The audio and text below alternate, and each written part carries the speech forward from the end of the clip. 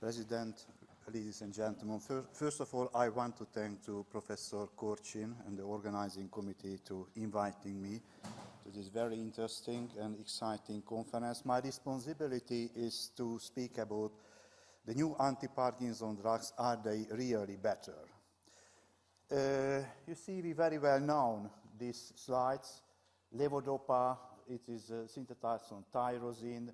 MAO inhibitors, they influences the degradation. Here are the dopamine agonists, which influences the postsynaptic terminal. It is also known that there are some genetic alterations, for example, tyrosine hydroxylase promoting gene, which makes some disturbances in the dopa synthesis, or there is a deficiency on the vesicular formation. And another opportunity is the impaired dopamine reuptake and recycling to terminate neurotransmission.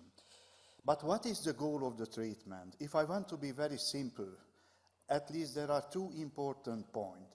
To make a stable, close to physiological postsynaptic dopamine concentration, and the other one is at least to give the sufficient amount of dopamine or dopamine-like substance like dopamine agonists to the postsynaptic receptors.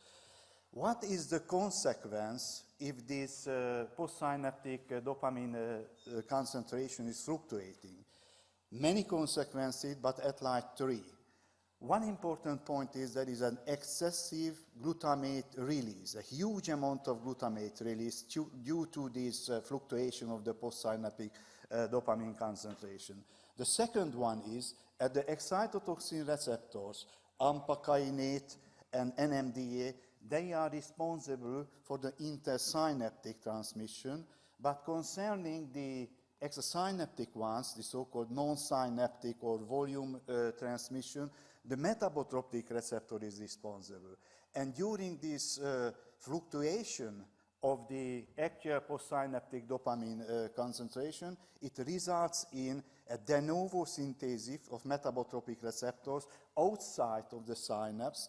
And the other important point is it makes a phosphorylation of these receptors, so consequently it makes more vulnerable, more excitable of those receptors. And as I mentioned to you, the third one is the higher glutamate concentration.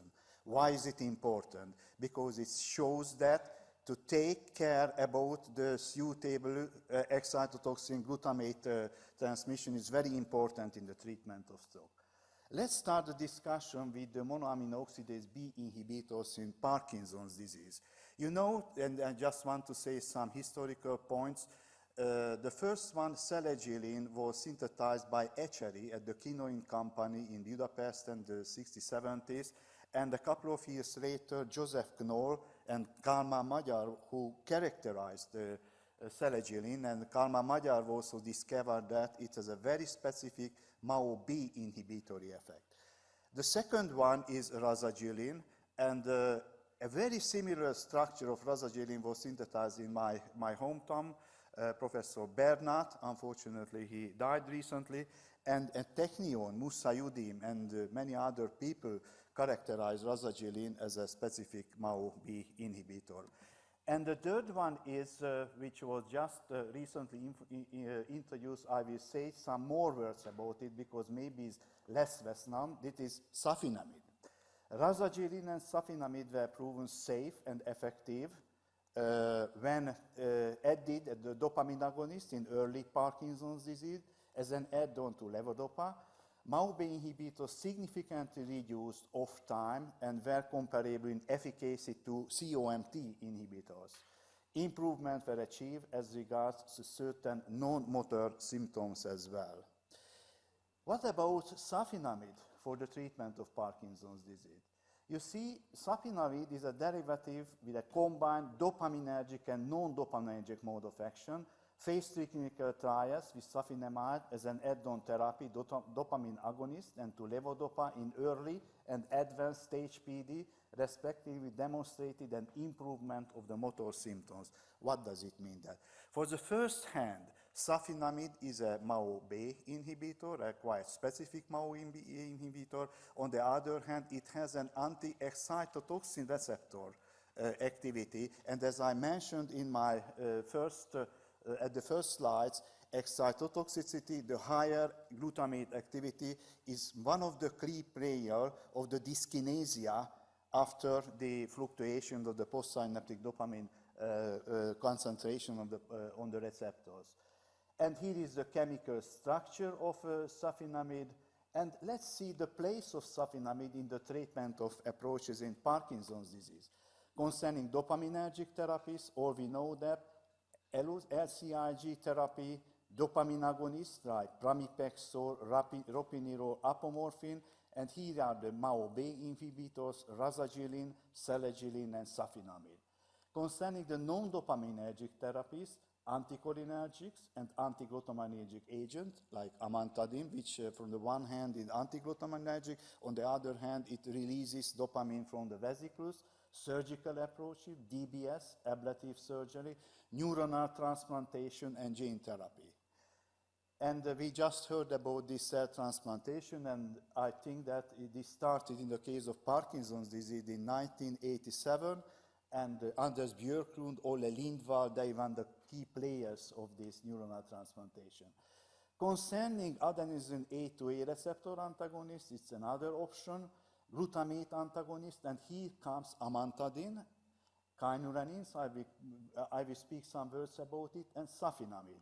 Glutamate receptor related compounds, here they are, antiepileptic drugs with complex mechanisms of action like safinamide, zonisamide, levetiracetam, vitamins, folic acid, vitamin D, antioxidants, scavengers of free radicals compound acting on the mitochondria like coenzyme Q10, creatine, inosine, vitamin E.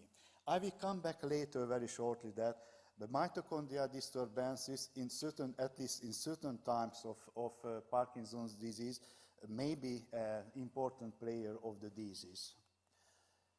And what about the mechanism? I think that is a difficult thing. Usually we make different draws, but how things are going really, I don't think so we know too much about it. Mitochondrial dysfunction, this is fact that several of the Parkinson cases is clear. Heinz Reichmann and Peter Riederer published first in 1989 in an abstract. And it is very strictly related to oxidative stress. Today morning we have an excellent presentation related to electron transport disturbances and the consequences concerning oxidative stress and free radical generation. And they interact with each other, the protein aggregation and mitochondrial dysfunction. And here is excitotoxicity, glutamate, aspartate, glycine, quinolinic acid. They all involved in these excitotoxic processes. And safinamide may be able to influence the oxidative stress itself. Otherwise, it's true for razagilin and deprenil too.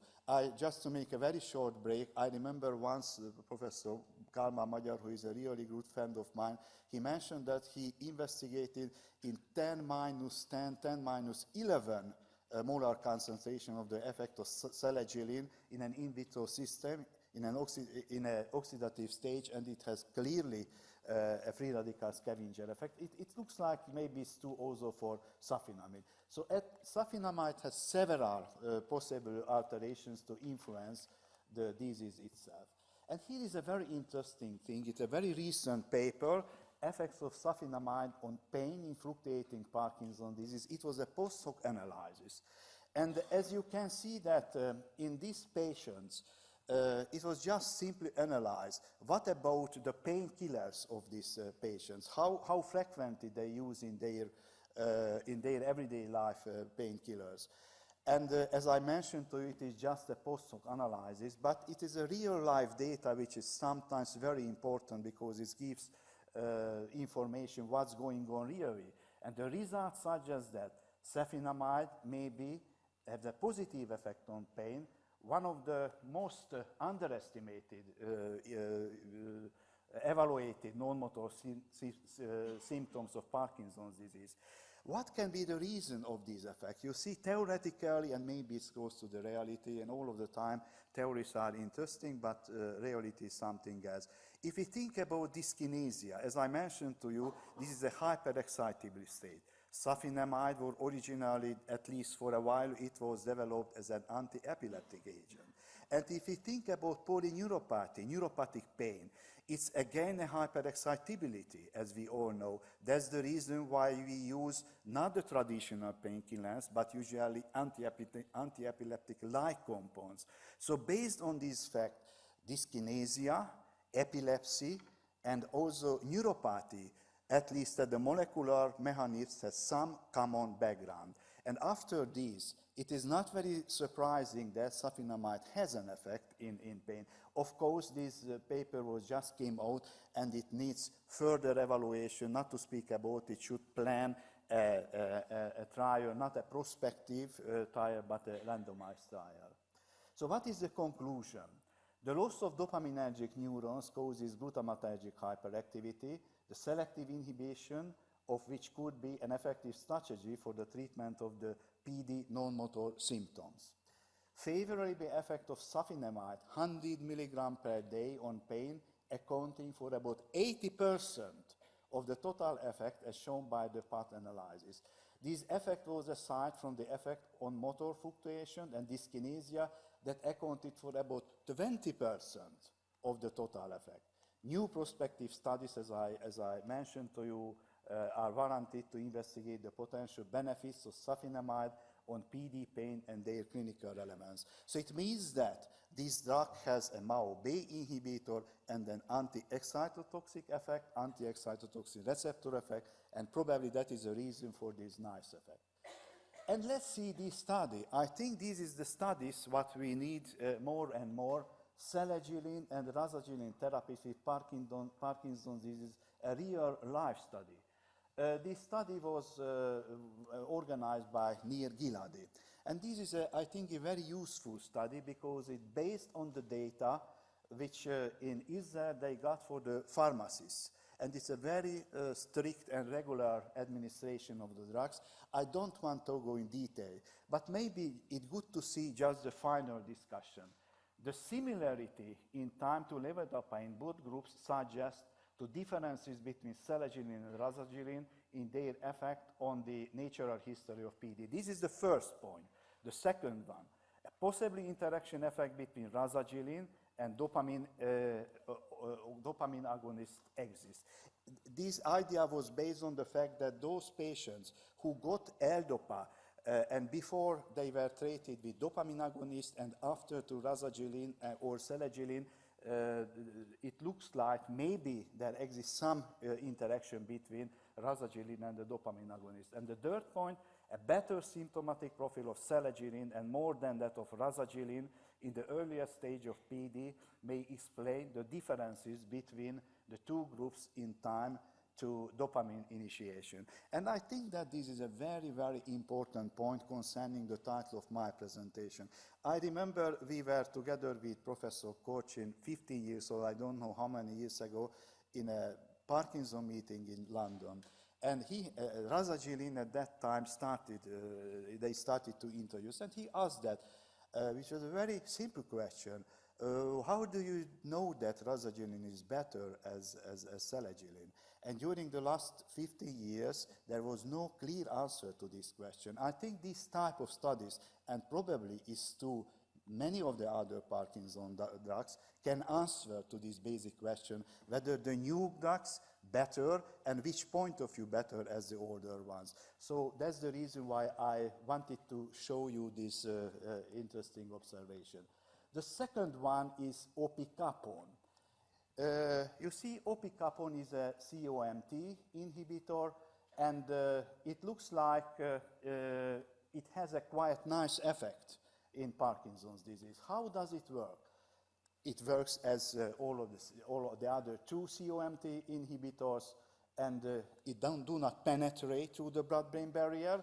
So in the periphery, it inhibits the degradation of L-dopa to 3-OMD, and of course, the AADS, it inhibits the degradation to dopamine, and consequently, there is a higher concentration of L-dopa and 3-OMD in the brain.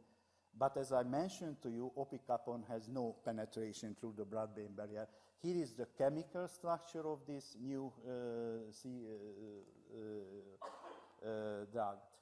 OPC therapy, which is far only recommended for patients who have had been taking levodopa therapy for years and are in vitro showing signs of motor fluctuation. The patients who were included in this study has motor fluctuation. In the future, it will be interesting to see the effects of opicapone treatment before the occurrence of motor fluctuations. In the STRIDE PD study, early initiation of ENT treatment in addition to LDCD, so entacapone to levodopa and carbidopa, did not delay the occurrence of dyskinesia compared to the levodopa and carbidopa alone. In fact, the time of onset of dyskinesia was shorter and the frequency of dyskinesia was increased in the LD-CD-ENT group compared to the levodopa-carbidopa arm. It was hypothesized that these findings were probably due to a higher levodopa dose equivalence in the first group, and that continuous dopaminergic stimulation was not achieved. What does it mean? It's very difficult to calculate the optimal postsynaptic dopamine concentration. Maybe in this case, the dopamine concentration maybe was too high. That was the reason of this data. Still, we believe that there is a possibility that opicapone can delay the onset of the adverse effects of levodopa therapy by providing steadier and continuous plasma LD concentrations. And you see that I think if it will be true, because we need time, we need many other information about opicapone, it will be an important step because as you know that there is a problems with tolcapone. I think 3 people died at the early stage and it was shut down, it was cut, the administration, and it needs a very, very serious laboratory checking of the application of the COMT inhibitor. And I think that if it's easy to use because just once a day, let's see what's going on because it was just introduced recently in the market. Another treatment possibility for psychosis in Parkinson's disease is pimavanserin. Psychosis develops in over 40% of Parkinson patients, and it is one of the most distressing symptoms for patients and caregivers. Until recently, atypical antipsychotics, clozapine and quetiapine were used to treat psychotic symptoms. But treatment were associated with substantial concern, side effects in the case of clozapine we know very well, and unfortunate efficacy of quetiapine. What does it mean? It means that it needs a continuous blood checking, white blood cells, and concerning quetiapine, there is a question whether the efficacy of this, the effect of this compound. So extensive research has shown that antipsychotic effect of these drugs could be attributed to serotonin 2A receptor 5-HT2A triggered mechanism. Why? You see, according to pathological data, it was shown that maybe even earlier as levibody occurs in the dopaminergic cells, in the serotonin cells, in the raphe cells, you can find these levibodies. And maybe, it's again a theory, maybe the disturbance of the serotonin transmission make a hyperactivity of the postsynaptic 5-H2A receptors, and that's the reason why it looks like it's a good target. A selective 5-H2 inverse agonist, pimavanserin, has been developed, investigated, and has gained approval in April 2016 in the US for the treatment of hallucinations and delusions in PD. As far as I know, neither clozapine nor quetiapine is approved, as far as I know, in the States. And here is the structure. It's very interesting sometimes to see the chemical structures because if you see clozapine and quetiapine, very similar up at this part. The difference is this sulfur and here is nitrogen, and the difference is that quetiapine has this part of the molecule, but concerning pimavanserin, it is a quite new molecule. What about the adverse events? That's the big question. The most common adverse events were incidence, when the incidence was more than 5%, and at least twice the rate of placebo, were peripheral edema. In the case of pimavanserin, 7%, versus 2% in placebo, and confusional state, 6% compared to 3%. Other adverse reactions which led to discontinuation of treatment were hallucinations, 2% pimavanserin, 1% placebo, urinary tract infection, 1%, around less, a little bit less than 1%, fatigue, 1% in the case of pimavanserin, they didn't find anything in placebo, constipation, 4% and 3% in placebo, gait disturbances, 2% in pimavanserin, 1% in placebo. Pimavanserin has the potential to prolong the QT interval. It is contraindicated in patients with non-QT prolongation, and it should not be administered with drugs that are known to prolong the QT interval. A dosage reduction to 70 milligram is advised when pimavanserin is administered with strong CYP 347 inhibitors, whereas if it is used with a CYP 347 inducer, an increase in the dosage might be recommended. Adjustment of pimavanserin dosage is not needed when administered together with levodopa according to the drug interaction studies. However, pimavanserin is not recommended, and this is a very important point, is not recommended in patients with severe renal and hepatic impairment, and pimavanserin has a black box warning of increased mortality in elderly patients with dementia-related psychosis, and the drug is not approved for dementia-related psychosis symptoms unrelated to the psychotic symptoms of PDP. Treatment with atypical antipsychotics increased the risk of death significantly in 17 analyzed trials. So what I want to tell you that this is also not a simple drug, but compare it with the other two, which is in this time in our hands, as I mentioned to you, it is not allowed, it is not registered, at least in the States. Maybe it's a better option. The pharmacological management of PDP has not been resolved in the past few years. The most frequently used medication have been clozapine and quetiapine, whose use in therapeutic regime have been associated with various side effects. Pimavanserin is a selective 5-HT2A receptor inverse agonist with a good oral bioavailability. Clinical trials have confirmed its efficacy to improve PDP with excellent tolerability, safety, and a benign effect on motor function. However, in the earlier slides, we also discussed the limitations of the application of this compound. Pimavanserin has gained FDA approval in April 2016. It is therefore likely that it can become a valuable drug in the future for the treatment of PDP. Of course, we should think about all of these things what I mentioned here, and to take care about the patients. What about alpha-synuclein aggregation inhibitors? It is some kind of hope for Parkinson's disease. It is not in the real clinical field, but I know that it's good to mention.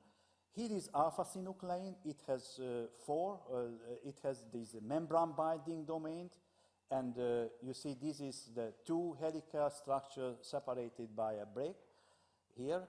And here is this domain promotes aggregation, which is a very important point in the case of this molecule. And here is the acidic part. What type of opportunities, what kind of treatment strategies we are thinking about? I don't say that is in the everyday clinical practice, but at least between the preclinical and the clinical field.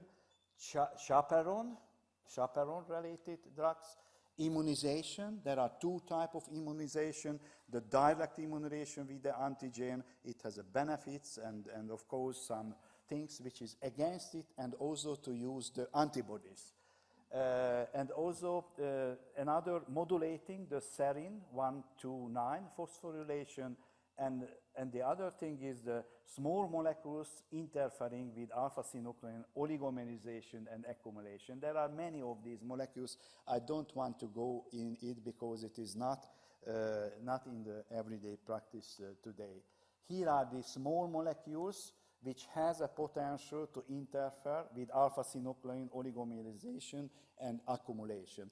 Otherwise, if we think about the oligomerization, accumulation, so many disputes going about it, whether these oligomers and the accumulated one, how safe, there are theories which suggest that oligomers are danger when it is accumulated, maybe some kind of protective effect. So it's a very, very controversial field. But one thing looks like, and it is true, based on animal studies, those animals who got encoded higher concentration of alpha-synuclein, they developed clearly Parkinson's symptoms. So there is some correlation, it's absolutely sure. A growing number of investigations aim to target alpha-synuclein aggregation and the results in neuroprotection. However, most data are currently only from in vitro studies. That's the reason why I don't want to go in details on animal experiment. And despite promising results, there are also conflicting data available, which raise more questions regarding the specificity of this therapeutic. Targeting alpha-synuclein aggregation may be a valuable future therapeutic option, but for most therapeutic options, the exact mode of action, the therapy duration, and the dosage and potential side effects need to be investigated. And here is another option to treat Parkinson's disease, which is related to the kynurenine system. It is not a very well-known pathway, so I say just some words about. Tryptophan is metabolized, 90% of tryptophan is metabolized to kynurenine, and not to serotonin, but to kynurenine. And kynurenine is further metabolized to kynurenic acid, and this kynurenic acid is a neuroprotective agent.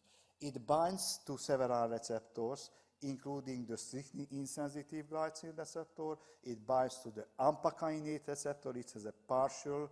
In low concentration, it has a facilitatory, and high concentration, it has an inhibitory effect. There are some discussion it maybe binds to the alpha-7 nicotinic receptor, but it's not proved clearly, so it's a dispute. But if I want to be simple, basically it is, let's say, it's a protective agent. Even it has a scavenger effect, a free radical scavenger effect. And the other metabolite is quinolinic acid I mentioned. It's an excitotoxin, like glutamate, aspartate, even, and quinolinic acid. And you see there are investigations, not human investigations, other one in other field. We just started human studies, just in normal patients in Denmark recently, a month ago. But you see, if you use substances which inhibits the metabolism of kynurenine to this way, these KMO inhibitors, in this case, the kynurenic acid concentration is increased because there is no chance to metabolize in this way. And what's happened? MPTP-treated monkeys repeatedly got L-DOPA. This is a classical dyskinetic model. And when they used the substance which inhibited the metabolism of kynurenine in this way and indirectly increase the kynurenic acid concentration, they have much less dyskinesias. If we go back to sulfinamide, it is not very surprising because sulfinamide also influenced the excitotoxin receptors. Probably kynurenic acid has a similar effect, but the good thing is it is an absolutely natural compound. It is everywhere in the body.